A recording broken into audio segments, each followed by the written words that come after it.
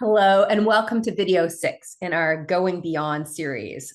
And the focus on this video is measurement for a regenerative impact. Hi, I'm Char Love. I'm the Chief International Advocacy Officer at Natura and also Executive in Residence at the Saïd Business School at the University of Oxford. Hi, I'm Dr. Mary Johnstone-Louis, Senior Fellow in Management Practice at Saïd Business School, University of Oxford. And together we have prepared this short series of online videos designed to provide you with an introduction to regenerative business. And the focus of this video is on, yet again, how we go beyond to explore ways to measure regenerative impact. So the first thing to think about as we go into this set of questions is, how do businesses fundamentally create value? And one of the most core insights as we begin to think about what it means to be a regenerative business is, as we mentioned in video 1, businesses exist within systems.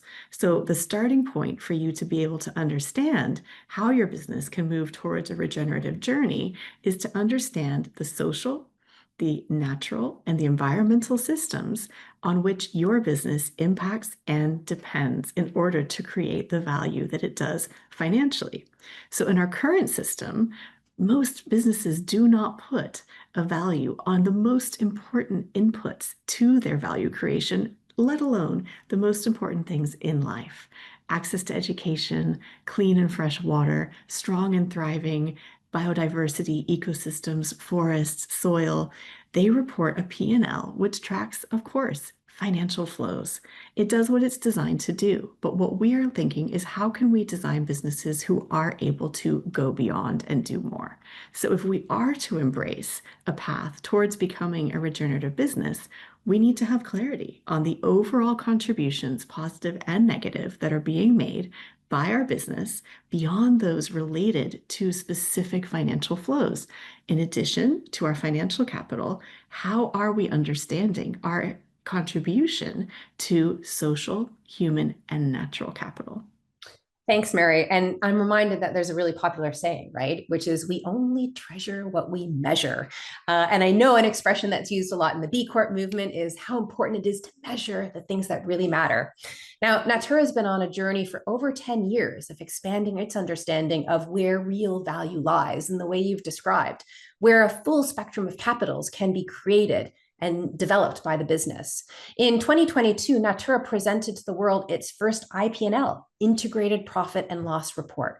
It was created in partnership with a range of really expert organizations, including WBCSD, Capitalist Coalition, and Valuing Impact. Now, the IP&L is really special because what it allows a Natura to do is to put an economic value to a wider set of impacts related to how it generates gains and losses for the health and well-being of people and nature touched by the business. And again, as you said, Mary, it's important to note that these can have both positive and negative impacts. So the IP&L is really a tool that serves two purposes. It allows the business to both report on impact, and it can be used as a decision-making tool. In other words, it's both a heat map, it's a way of identifying areas where Natura is doing well and creating positive impact, and where it's not doing so well and creating negative impact. This transparency is really key. We need to be able to both celebrate and strengthen the good that's being done, while also really clearly seeing where there's work to do, and thus where we need to focus innovation and how we can keep focused on fixing problems to turn those negatives into positives. Now, in addition to being a heat map, it's also for Natura a journey map, because for Natura, being a regenerative business means that it can demonstrate its ability to create both positive impact across all the capitals: social, human, natural, and those produced capitals. And importantly, this is not about being good in some areas and having those good areas offset some of the things that might be not going so well in other parts.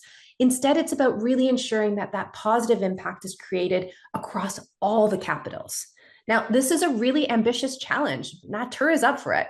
Natura has set a goal of becoming a regenerative business by 2050, and the IP&L is the tool that will help it know when it has reached this destination. Thanks so much, Shar. You use the word ambitious, and absolutely, the IP&L will seem like a big step for most businesses, if not all businesses.